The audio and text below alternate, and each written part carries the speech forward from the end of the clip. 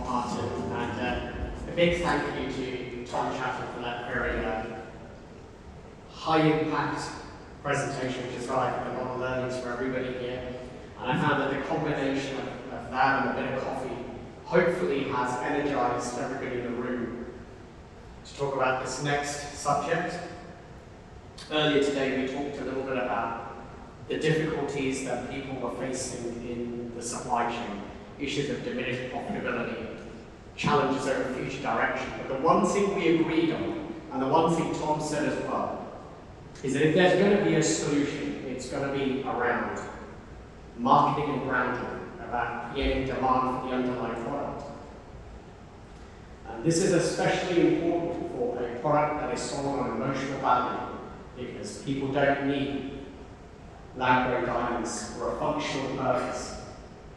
And I said earlier, lab-grown diamonds has had a huge advantage of being able to leverage all the emotional equity created in diamonds, created by the natural diamond industry, spending decades on marketing, spending hundreds of millions of dollars.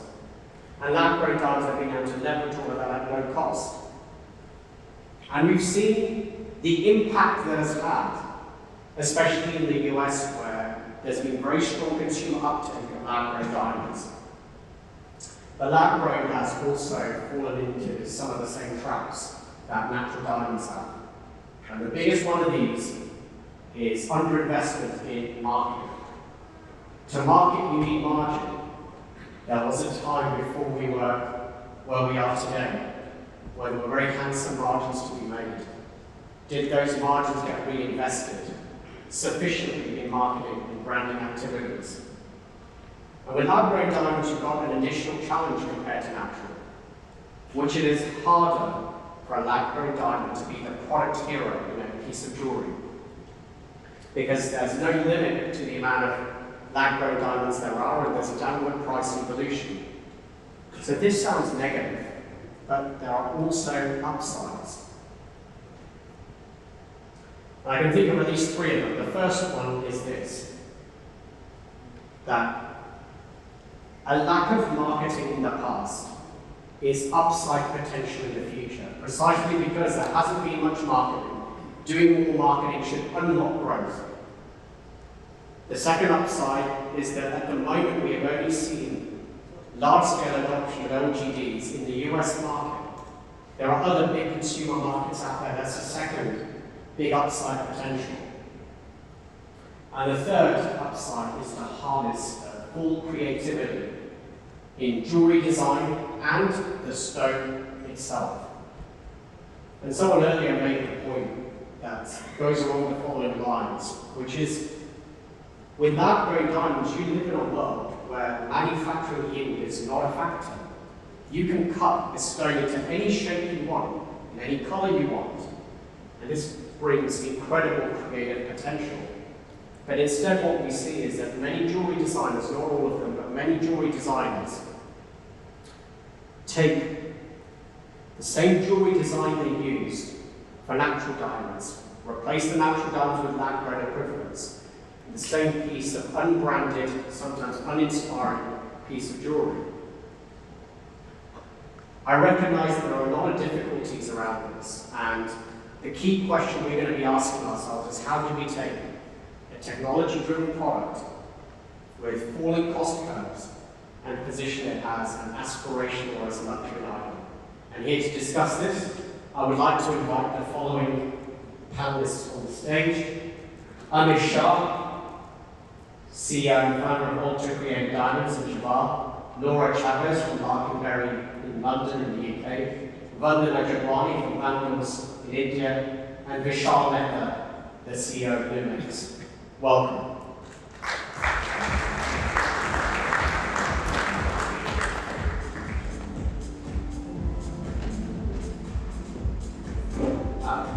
Next, anything what you wanted, please confuse everyone in the audience.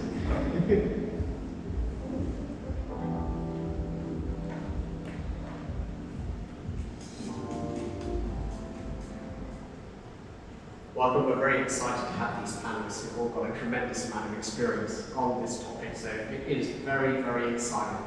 First of all, just to call everybody out here, who voted yes to whether diamonds would be much less attractive to the consumer if they went down in price? Did anyone here vote yes?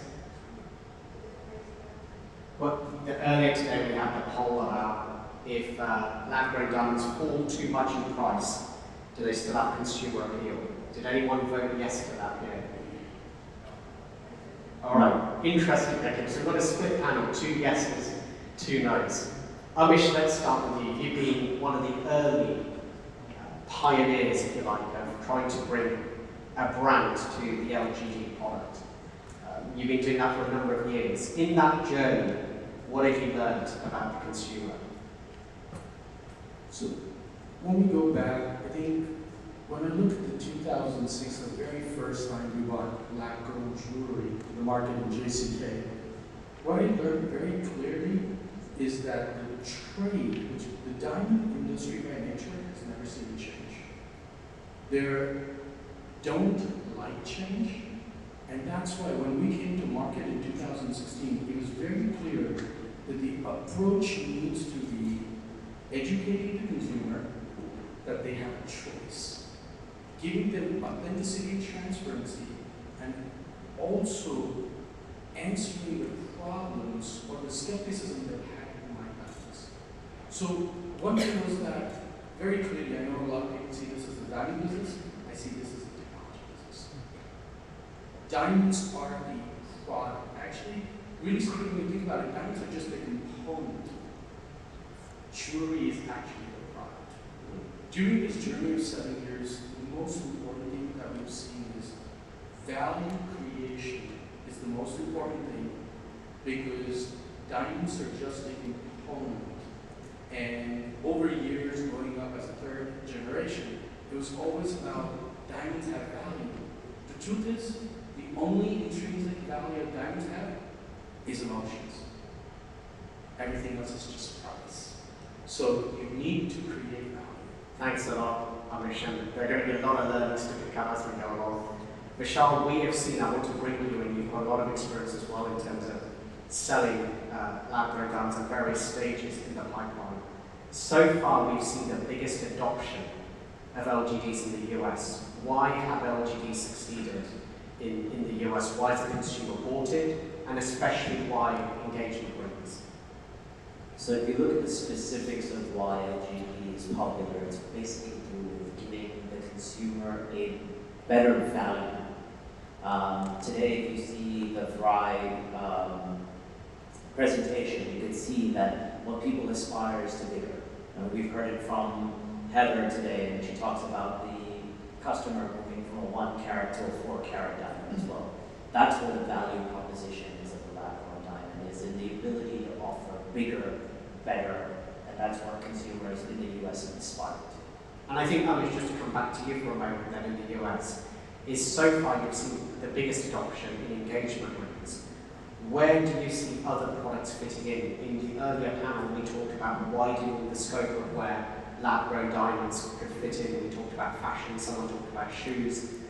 What other potential do you see in the US market specifically? So, the engagement category is starting to hit the maturity level. We went from almost nothing to 6% in 2019 before your panel, and we went from 6% to almost 50%. Fine jewelry is now getting disrupted. I'm very confident that in the next 2 years, the entire segment of finer fashion, depending on how you're looking at it, is going to be disrupted. And what took 7 years for the engagement category to get to 50 will not take as much. It'll probably take 2 years. And then when you enter what most people term as accessories, however, you'll have luxury accessories, be it sunglasses, shoes, and a variety of different items. It's all going to be about creative.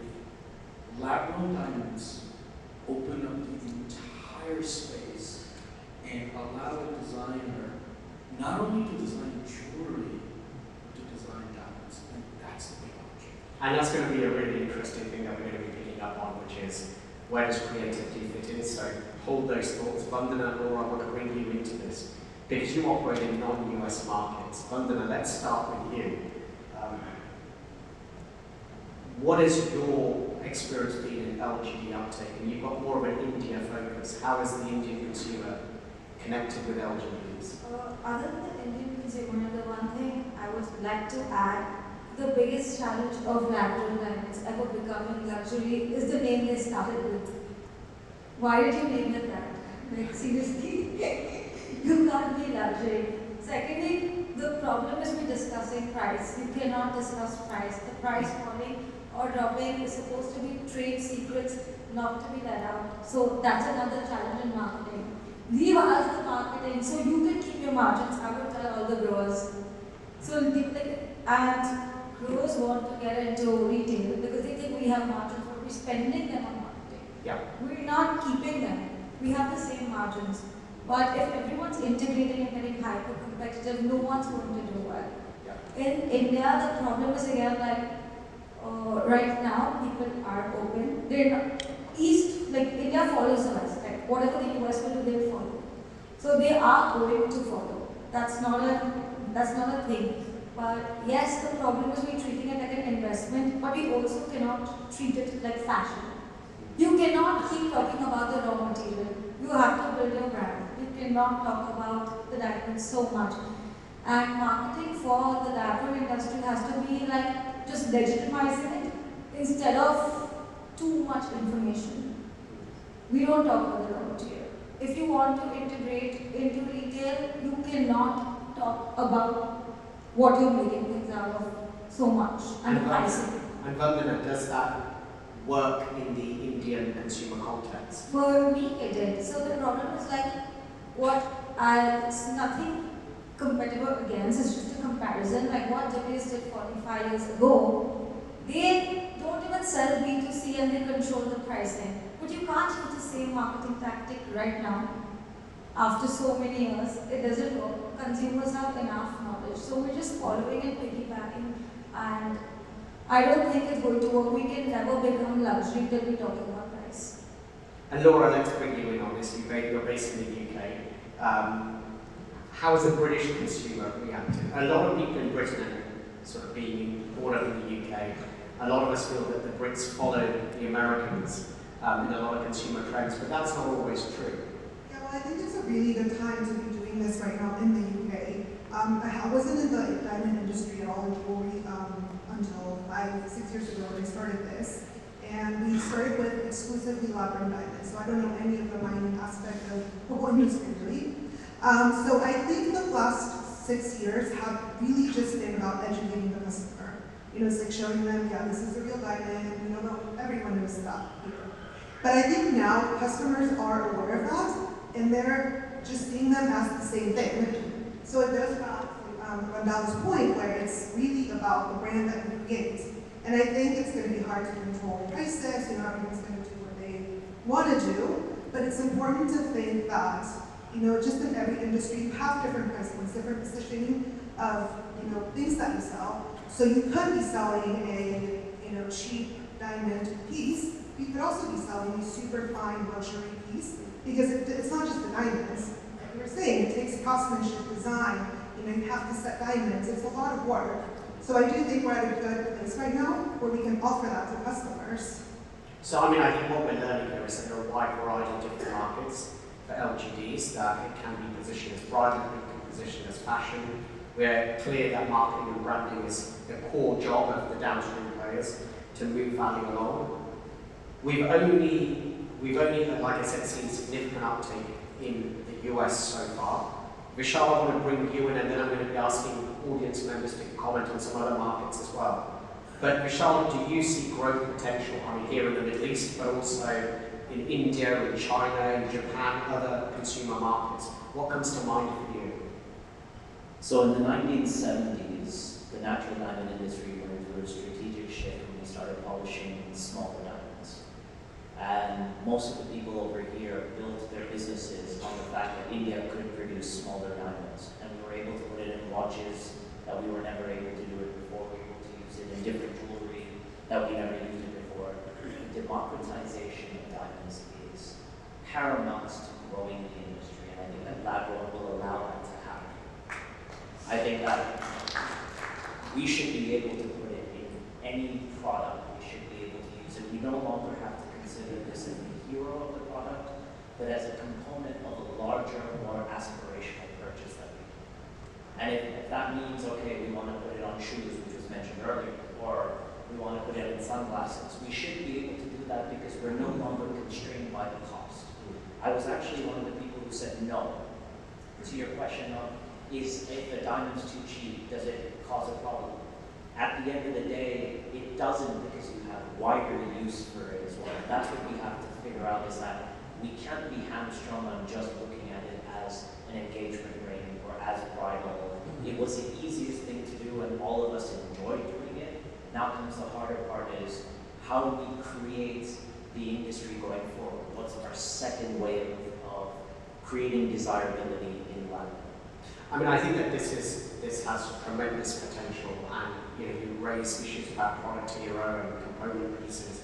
We want to dive deep into that, but I still want to, Vishal, ask you a little bit about what you see the market potential geographically. I know it's a bit of an artificial way of looking at it, but we have only really seen big uptake in the US currently.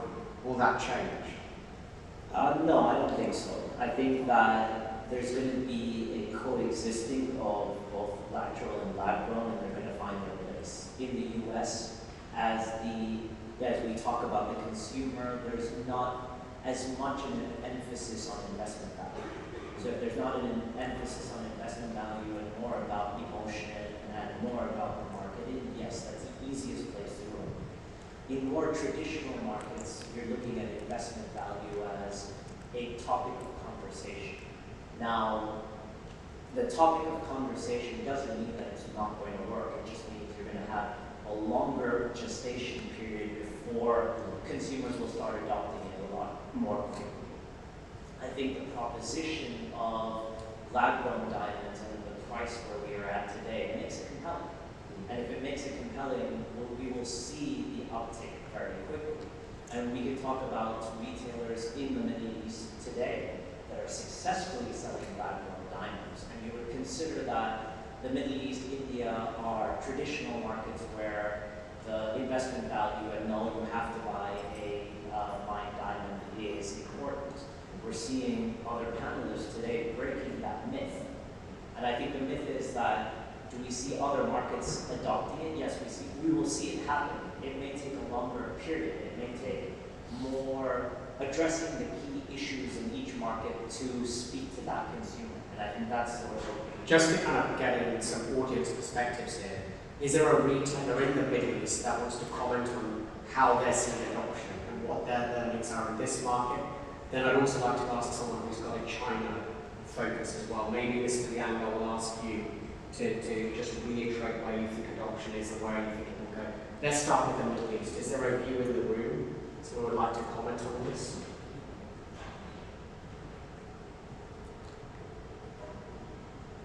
Well, if you give me the opportunity, I'll continue as well. In all honesty, if you really look at it, it's, again, the proposition. It's when you go to your consumer, what are you talking to? For a lot of people, bigger is better. And we would all be remiss to say that it's not true. It actually is. Every person would like to own better. Vandana, let me bring you in on this, right? So in India, people are a lot more investment conscious when it comes to buying items of jewelry. You see that with gold, you see that with natural diamonds. In India, you also see it's generally the older generation that buys the diamond jewelry. Even at weddings, it can be the mother-in-law that's buying the jewelry rather than the person getting married. So I wanted to ask you, where do you see LGBs connected? Which generation do you expect LGBs to connect with in the Indian context? So basically, while technically there's a commercial market and there's a marketing market. It's commercial, like it's, you know the figures, and there's marketing which works on idealism. So our storytelling is not about a generation, it's about rule breakers and disruptors and people who like innovation. So it can be any age. It's about, like, sometimes the Indian market is where, like, the parents will tell you what jewelry to buy.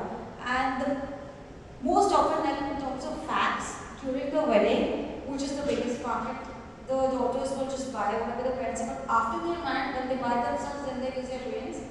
and then they buy the lab grown for themselves. But our whole positioning is that you make your own choices. It's not targeted to a generation, and sometimes there are people even in the older. But yes, definitely, although we have more design-centric and bridal jewelry, what sells the fastest is price points, and then people who are married and they don't have to show anyone. So our anti-Semitic jewelry is for you, not to show. So whenever people are buying for themselves, they tend to go for lab-grown diamonds. When they want to show, then they get a little conscious. Yeah, that's very, very interesting looking at that shift in the Indian psyche.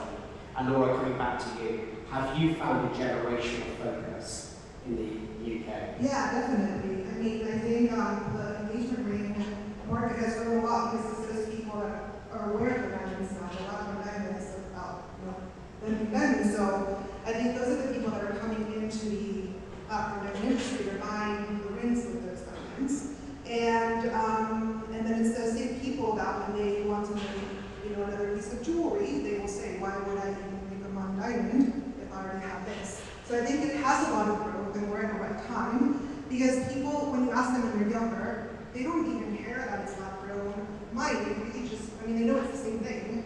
So I think it's a really good opportunity right now to try to really increase the market share with lab-grown diamonds. No, that's really interesting, and it looks like this may well be driven by younger generation people today, but it's got cross-generational. As education increases, so education is the main barrier to adoption.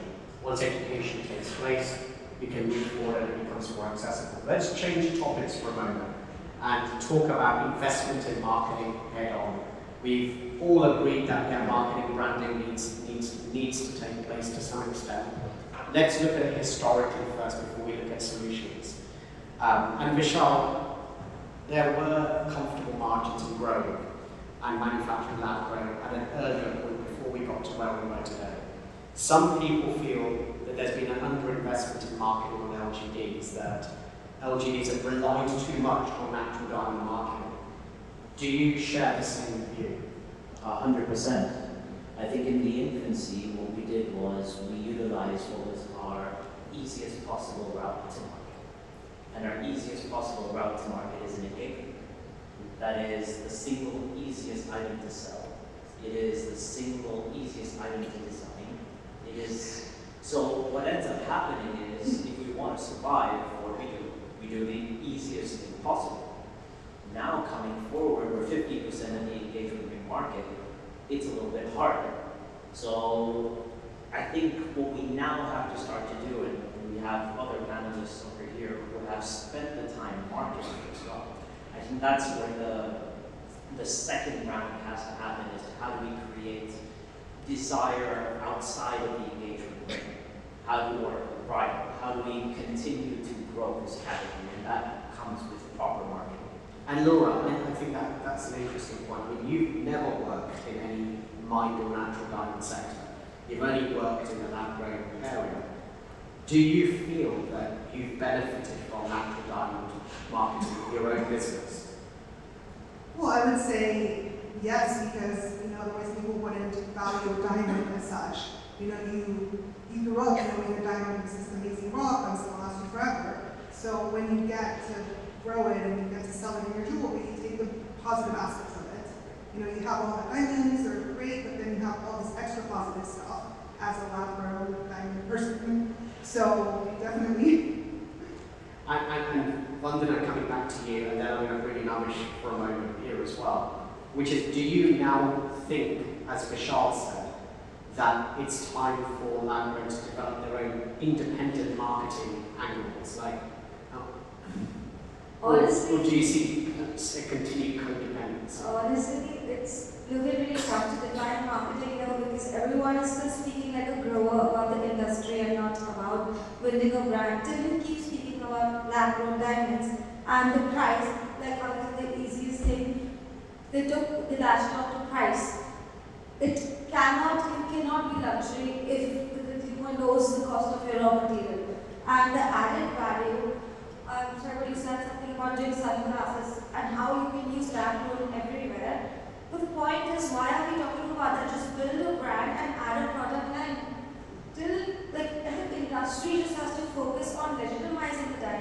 But if we keep talking so much about it, no brands will be built because we're confusing the consumer. One of my biggest problems also is the consumers already confused between lab-grown and natural. And then we want to confuse them more between HPHT and CBD and like who type away. Like that is not, like, are you trying to be a commodity or are you trying to be luxury? Because the beer is made in a commodity. Yeah, no, I mean, I think that there's definitely a confusion here. People need to kind of figure out what they stand for. Let's bring in Amish, but just before we do, just to give you a little bit of ammunition here, Amish, let's do a quick poll. So let's go back onto Slido here. And let's just look at narratives. You can't see that over there, unfortunately. But if you just look behind you, it's really a case of, from your perspective, what do you think would be the main driver of LGD brand? LGD demand? Is it lower price? Is it a bigger size?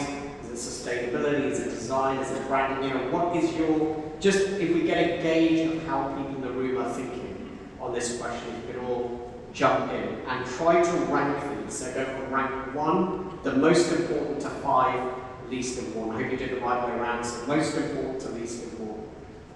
Where are we looking at? So interestingly, we have some evolving story here. I have to admit, I thought price would be number 1, but it is not. Well, it is now. So I've obviously jinxed it. So we've got bigger size and lower price as being the main drivers. It's a price thing one way or another. Comes down to the same thing. Then you've got sustainability, you've got branding, you've got very close tie between branding, sustainability, design, and a couple of other things there which I actually don't know what they are. Amish, would you like to comment on what you see behind you? So, I think if you look at the first part of the journey, which is from 16 to now, like Vishal said, the engagement category was the most obvious one because size has always been a desired conversation. Every girl wants the largest diamond she can get. Like even when we did our first studies before we came to market, the conversation was always that the girl ended up compromising on the size she wanted. So that was the first place to capitalize.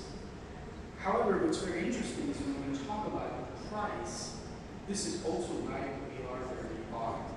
When we came to market, we were very clear that ALTR needed to be the most expensive diamond in the store, and which to most retailers, it didn't make sense. And I said that you could get a 30% larger diamond for the same price.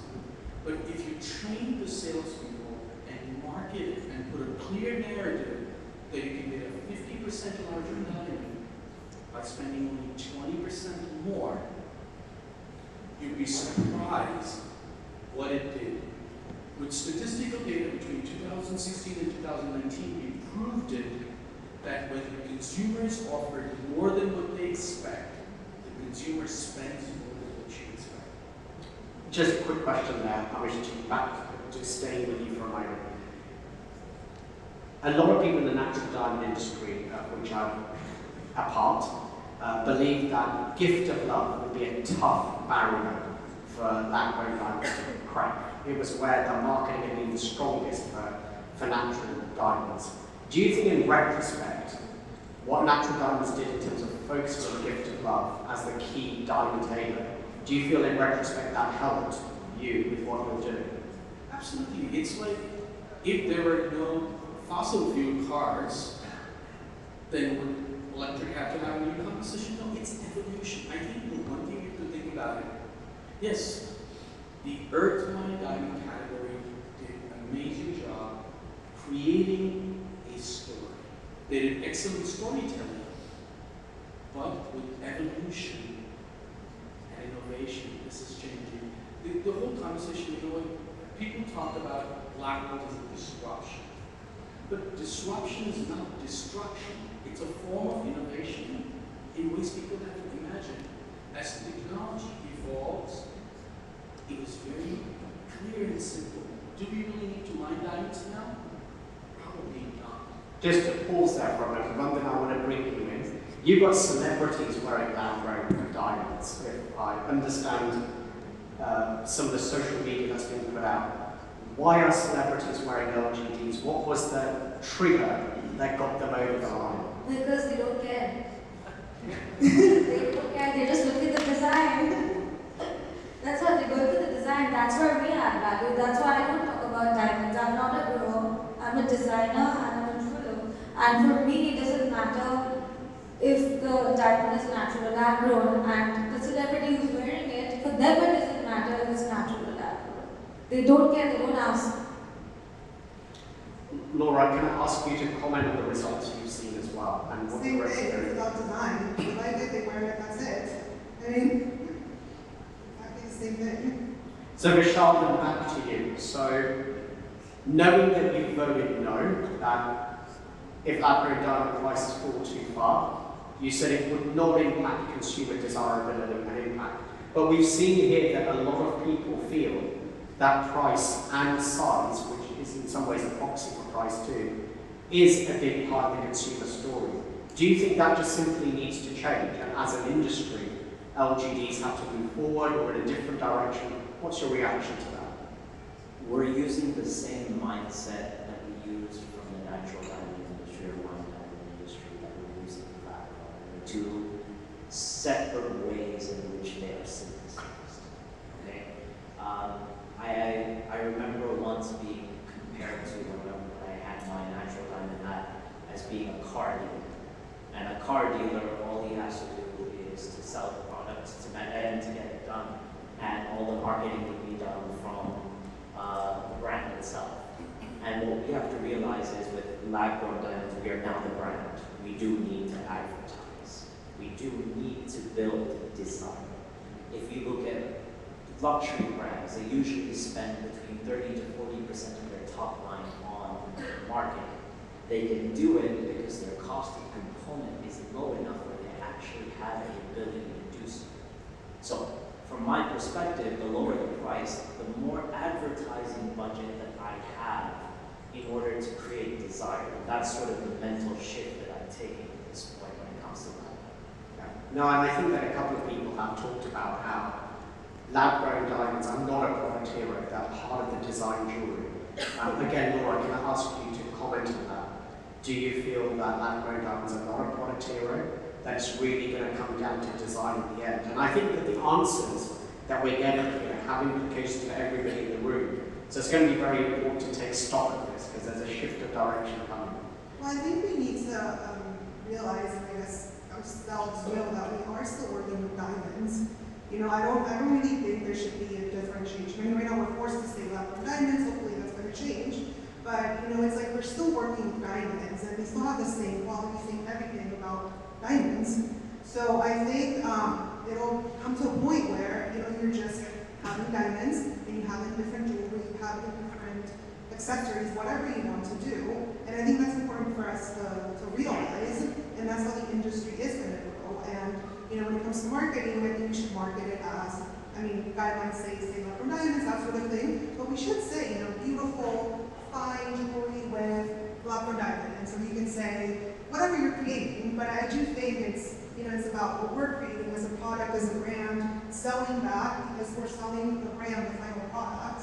And I've always encouraged lots of brands to pop up. I think that's important for the whole industry to have all different designs, all different styles, and I think that's only going to make our industry grow more because people will then understand, oh, you know what, I can get this type of look with these diamonds, great, or I can get this type of look. It doesn't have to be exactly what we think is, important to sell.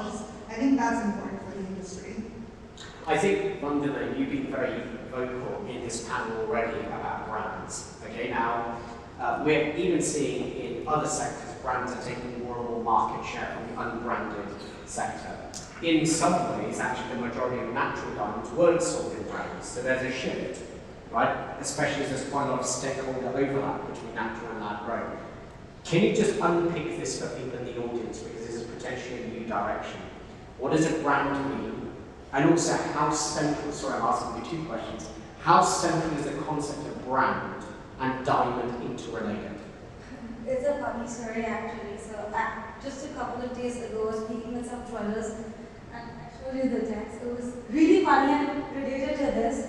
And they kind of said, I'd rather shut my office than invest in lab grown and shut it before. It's like selling a fake Birkin, and he spelled Birkin wrong.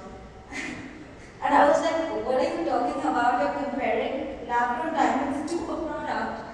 And if you're talking about luxury, isn't diamond as an industry more luxurious than leather? People sell diamond even at home. That doesn't make you luxury. People sell it in the smallest towns. It doesn't make you luxury. And you're not buying a Birkin because it's leather. You're buying it because it's Vendals.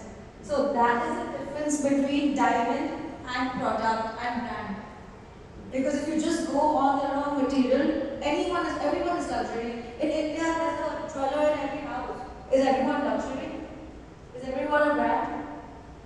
So let me kind of open this up to the audience, because we saw the survey. Can we just have the survey results back up? And I know people's minds and views might be changing on this, but we've been encouraged by the panel to move away strongly from price as the main ingredient when selling lab-grown diamonds to consumers. But there are going to be challenges. There are the way to do that is through branding and creating your own consumer promise.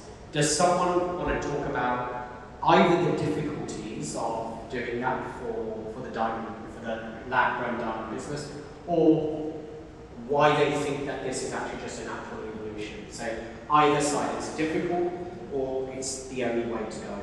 Anyone want to raise their hand and give some input here? Keen to hear from you. There's a lot of experience in the room.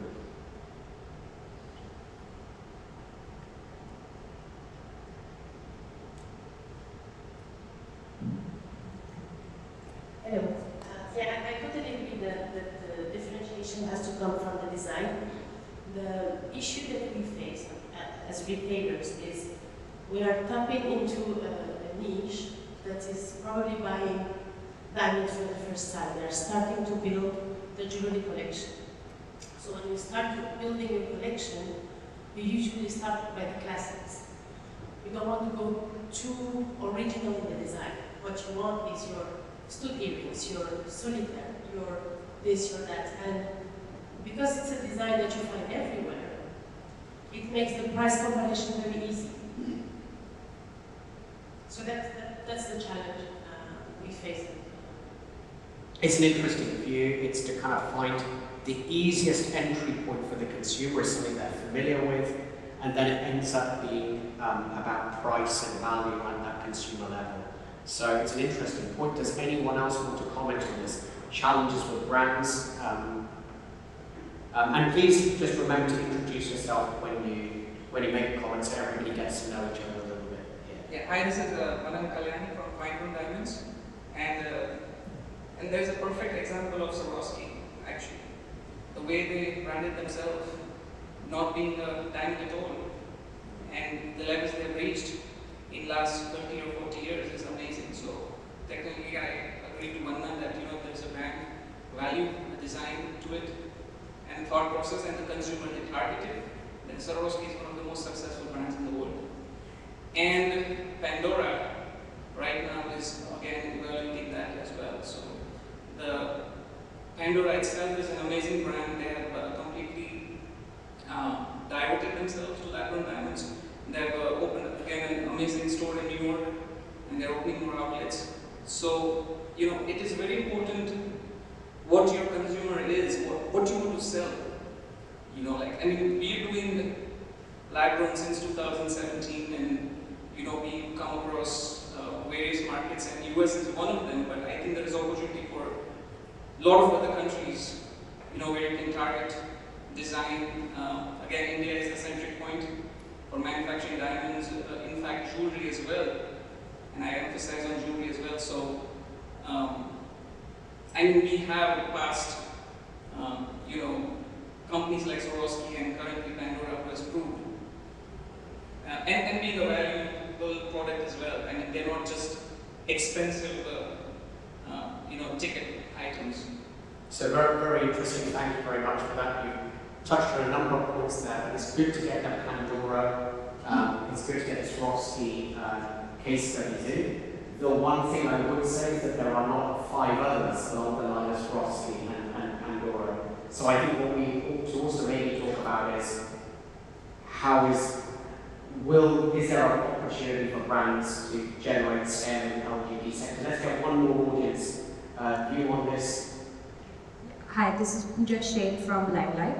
I think especially when it comes to markets like India and the Middle East, which have been extremely gold jewelry centric markets, I think lab-grown diamond stands an opportunity to be an upgrade, right? It's an upgrade for every consumer that has always aspired for a diamond, haven't been able to afford one. So gold consumers are now sort of upgrading themselves to lab-growns.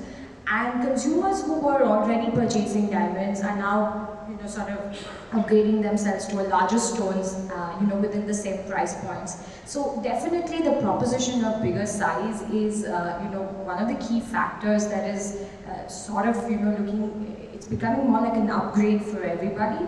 But I also feel that brands need to have their own philosophies, their own standing, their own voice in the market. I think something that a lot of the luxury brands have proven in, outside of the jewelry industry. I think it's about time that, jewelers and brands in the jewelry space also come up with their own voice. And I think the sustainability story of the lab-grown diamond gives us an ability to position ourselves differently. Thanks a lot, Pooja. And as some of you may know, Pooja is actually going to be on the sustainability panel later, so keen to hear more about that.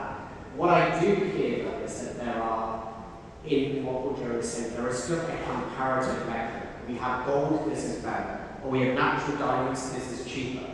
Right? We've not yet got to the situation where brands have really hit that threshold where people are buying it on a brand promise at a large scale. So in terms of boutique approaches, that's definitely done well, and that can be the template, maybe for scaling up. We'll continue with the marketing in a few minutes, but a couple of you have commented on design and creativity, not only in this discussion, but in an earlier discussion as well. And let's just kick off with you, Amish, and then we'll move on to other panelists as well. But from a design perspective, creatively, do you think there are some unique elements of LGDs that remain underleveraged today? Absolutely. When you think about it, I think one of the things I would like to say is diamonds are a component jewelry is actually a product. Okay. A lot of times today, being that everybody's primary business has been diamonds and diamonds have been seen that way, and so they keep focusing on the diamond business. At the end of the consumer is buying a fine jewelry. When we look at lab-grown diamonds, the entire opportunity is to design diamonds. This is new. This is something that was never possible in the electronic diamond category. You could design shapes. You could create shapes that had never existed. So the creative minds can now go to work at 2 levels, designing the diamonds and then designing jewelry. Because design will be integral and it's a part of any brand ethos. So I think Amish, this is you very neatly taking this down 2 parts, which is the stone itself and the jewelry design. I'm going to pause on bringing you in, Laura, and Vandana for a second. Let's go to Vishal and talk about the stone itself in terms of creative possibilities, in terms of the underlying lab-grown diamond itself. What potential do you see there, Vishal, in terms of creative? So if you're brave enough, you can pretty much cut anything you want, and that's the fun part about it, is that you're no longer hampered by your cost or the overall value proposition that you think is part of your jewelry as well. We've always been hamstrung when we look at the earth-mined industry as to we want to economize what we can in terms of the best possible outcome of the stuff.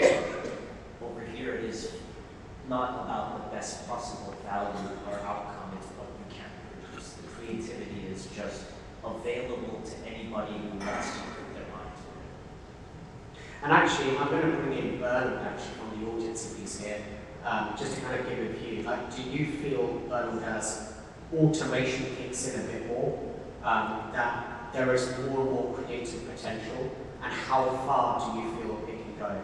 I don't know if you're... able and willing to be put on the spot like that?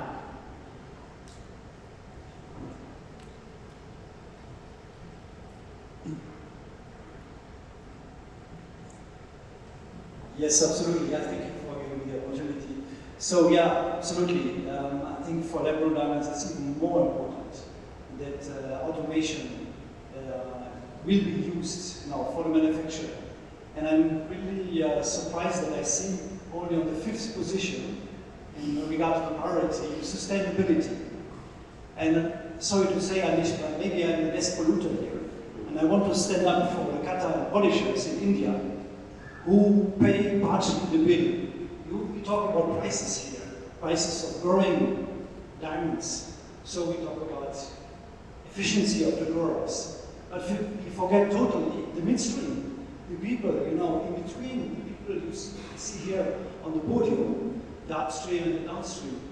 And in the past, on natural stones, the price per carat was around $70 to $80 in India. Then with some cooked Galaxy machines, it went down to 50. Now with lab-grown diamonds, the prices went further down, $35 to $30 per carat. And recently I've heard about $15 per carat. So it's impossible to pay correct salaries to the Indian cutter and polishers at that level. So we have to be careful when we're talking about prices, because it's on the back of a lot of people, and I think we have to come back to humanity in the diamond industry, also the lab-grown diamond industry. I think Bernard, just to kind of jump in, just from an audience perspective, I definitely hear that things are evolving in the manufacturing sector, but I just wanted to kind of understand, just in terms of what can be cut and polished from a lab-grown diamond technically, do you see any restrictions on what can be cut and polished given where things are technologically? And then I want to move quickly and link it back to the kind of jewelry piece. Absolutely. So, okay, I come back to this original question. Yes, so with the newest available technology, you can really generate any shape, any design of a lab-grown diamond. You can produce animals, you can produce snowflakes, you can produce brands, flowers, of famous brand, in the market. So there's almost no restriction, and you can even customize the stone. You can offer in the future. You can ask, okay, please tell me the design you want. You can even generate at home on a computer, and then ask, okay, make me a diamond out of this. So thank you very much, Bernard. That's very, very useful. Now, everybody heard that in the room. I want to go to Laura first and then to you, Vandana. What does that mean for you if you now know that any diamond shape can be created?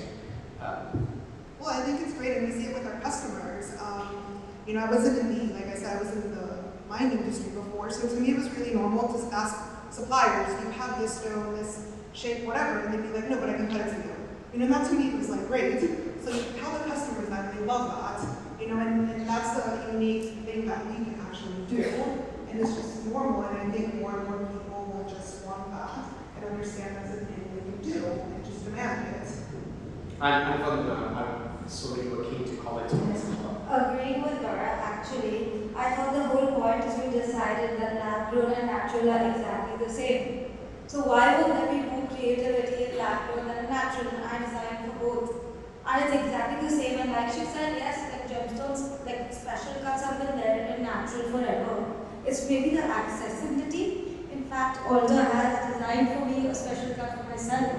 So that's also been there. But I don't think the creativity differs in terms of design because I thought we were the same. How would it change?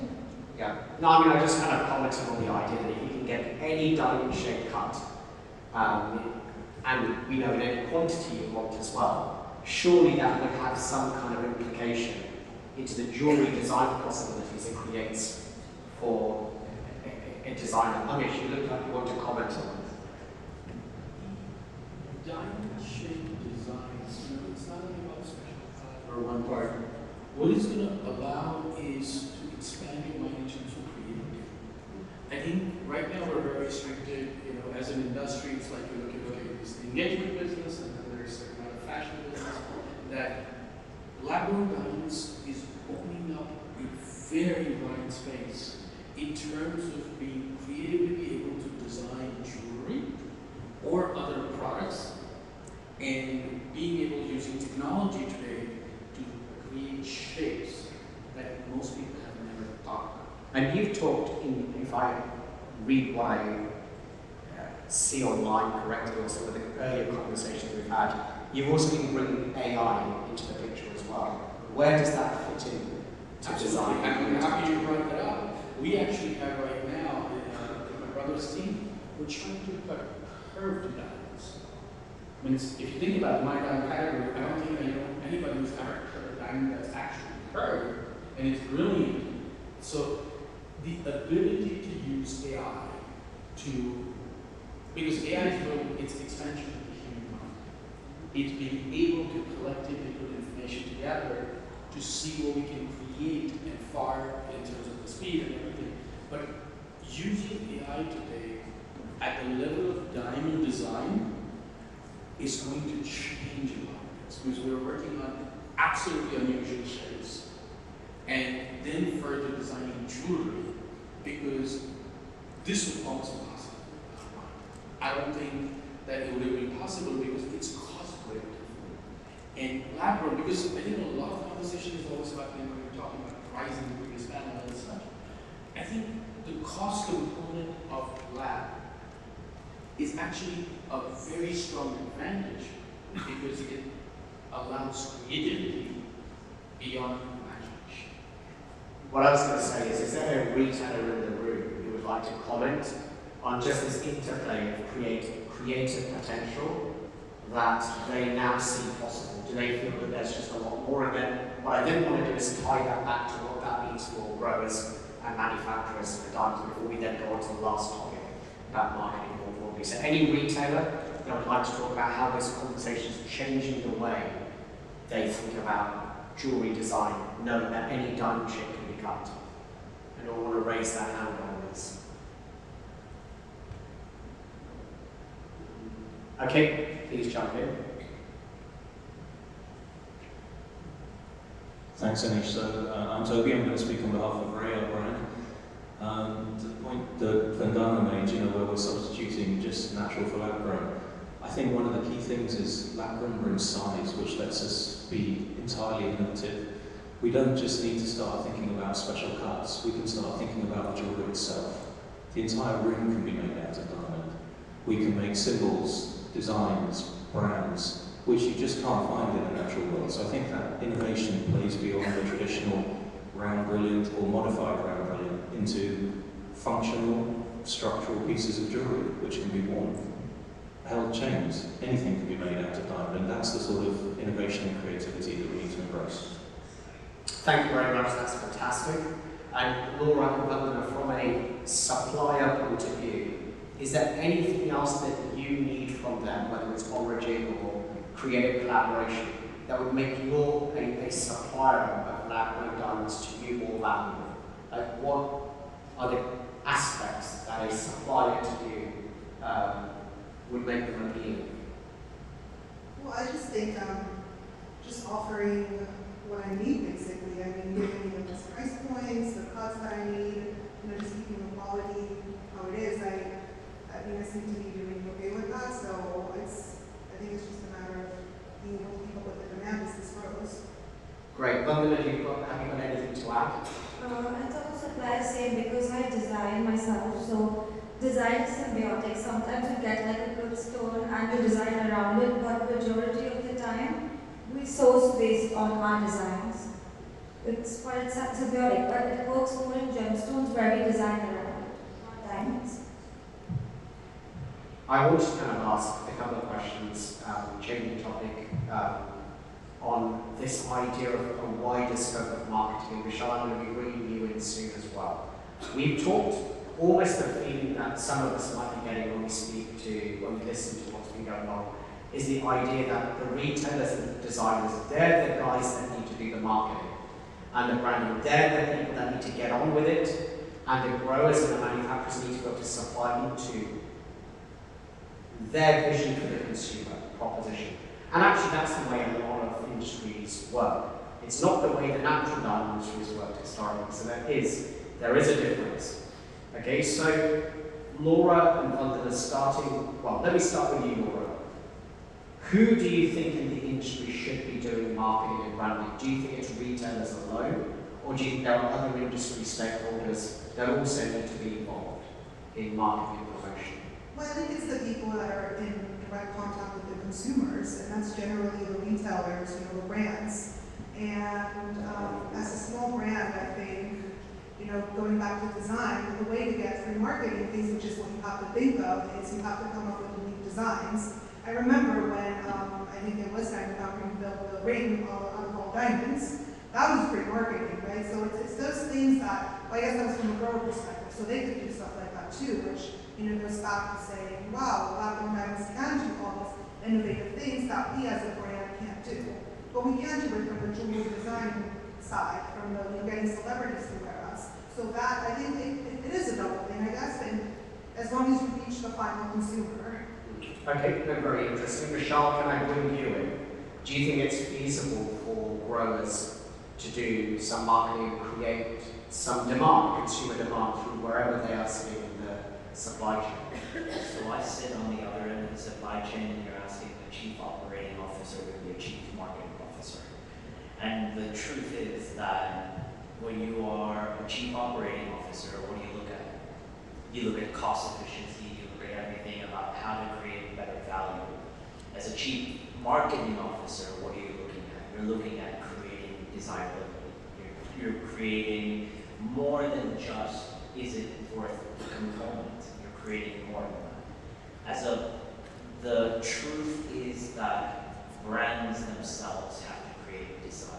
It's not even about the retailer. The retailer is a conduit to which we sell lab-grown diamonds, whether it is a chain retailer in the US, whether it is Claire's or whatever it is, they're a conduit. The truth is, it's the brand that needs to sell. And if you're a brand, then you're able to spend the marketing behind it to be able to create desire. And I think, and again, that would be a conventional way of tackling the industry, which has not been the way the natural diamond industry is often operated. So there is a comparison to be made. There have also been two things that have been said during the course of today. One thing you've just said, Laura, which is the idea of diamond foundry creating a ring that was made out of diamond. It's something that I think Tom Chatham said, which is around Green Labs, who we're going to be hearing from later, that they gifted the First Lady in the US a diamond. And both of those events created category marketing, a category effect. Going into this event, Martin, Nick, and myself were asked quite often, like, will we ask a question on category marketing? Right, so we're going to actually ask you, everybody in the audience, a question about category marketing. This is about creating promotion for lab-grown diamonds in general at an overall level. Not at a brand level, but at an overall level. Yes or no, do you think it's realistic or desirable for LGDs to develop category marketing? If you can all give that a crack, see how you get on. At the moment, I'm not seeing any answers coming up on screen.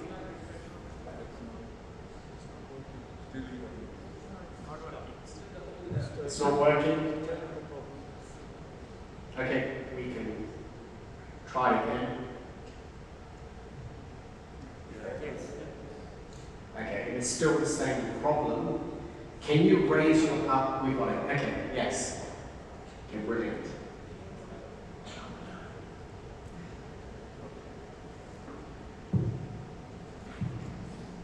Okay, we see something along the lines of 3/4 of people actually believe that category marketing could be an important aspect in the efforts for LGD push towards the consumer. Amish, what do you think? I believe that marketing and branding is a conversation for the front part, or I would say downstream. It's more for the retailer that's closest and understands the consumer versus expecting that the entire marketing is done by the category. I would say that the 79% is a result of the predecessors, not the future. It's because the earth mine diamond category has always relied on the producers from our period. And that is why when lab-grown category came to the market, there was 20 years of no marketing because everybody looked at each other, hoping that somebody would do something, knowing that nobody would do anything. Okay, very, very interesting. Does someone on that panel have a different view? Is there anyone on that panel who is pro category marketing? Okay, I want to ask someone who voted yes. There are plenty of you apparently. Someone who would like to make a case for category marketing. No pressure. It's just to put some thoughts in the room. How do you grow demand for the consumer? Does category marketing play a role? Can someone raise their hand and give a view? Thank you. So just to counter Amish's perspective slightly, I think it comes down to share voice. It's just how many ad dollars can you put down as an individual retailer with 4 stores, 5 stores, 10 stores, versus a collective body that's moving the needle in terms of awareness for consumers. Specifically speaking about the Middle East, for example, we started going to the consumer shows, and what we see over there is that there is now 2 retailers out of 500 exhibitors who are talking about laboratory-grown diamonds, as opposed to the 498 that are talking about natural. And there's the Natural Council and things of that nature. So I think in an education-based format, there is space, and a little bit going into the common pool goes a longer way than individual retailers just saying that my brand is so great. Okay, does anyone else want to comment on the category marketing? Someone else who answered yes. Hi, thanks panel. Subbu from the New Jeweler. Generic marketing activities, which was, we've witnessed the success of generic marketing, diamond marketing, the other category. I feel that there has to be a cumulative or cooperative strategy. Generic marketing, growers definitely can pitch in for supporting the retail, because as we all know, branding is expensive. Every retailer, if he or she is asked to brand on her own, she might not even sustain the business in the long run, or he might not sustain the business in the long run, which is a proven fact. How much can they do? So they definitely need support from the growers. They need support from probably grading companies to educate the trade. They need support from design schools to educate the designers. So it has to be a cooperative and cumulative effort if the industry has to go on a long-term sustainability. Thanks a lot. I think in a moment, Tom, Chatham, I'm actually going to ask you to come in for a moment. There are a couple of different ways in which category marketing can have an impact. One is through creating demand. Another way is to, I know these are all related, but another aspect is education and getting people up the curve. A third aspect might also be to look at issues around regulation, around how do you get the correct claims being made, how do you find some of the legal definitional elements. And Tom was talking about how he did a lot of that himself. Tom Chatham, can I just invite you to just give a view on the idea of category marketing, which can both be defensive, it can be promotional and proactive, it can be around education. Do you see a role for this?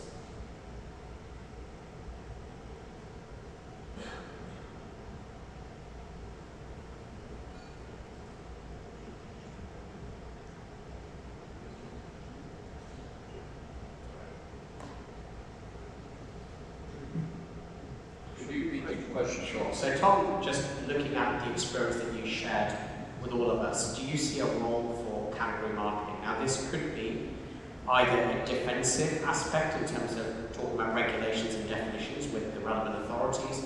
It can be about creating underlying consumer demand, like you pointed out with what Green Labs have done through their activity.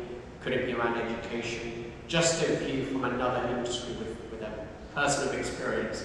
What do you think? Is there a role for a category effort here in lab-grown diamonds? I definitely feel that there is a market, a category. We have built one unintentionally, and I think that happens a lot. We strive for quality.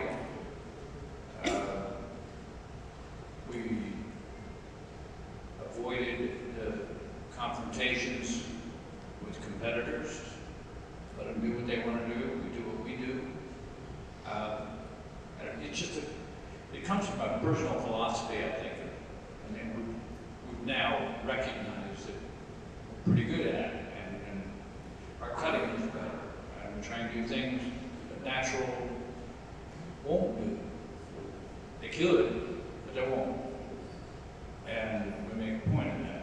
So you want half moons, you want flame cuts, we got it.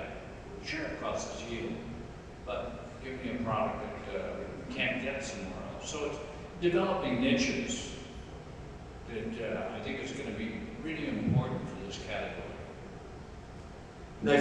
Niche development. No, thanks a lot, Tom. So education is very important. Talking about even within the trade about what's possible, what's not possible, or where things could develop.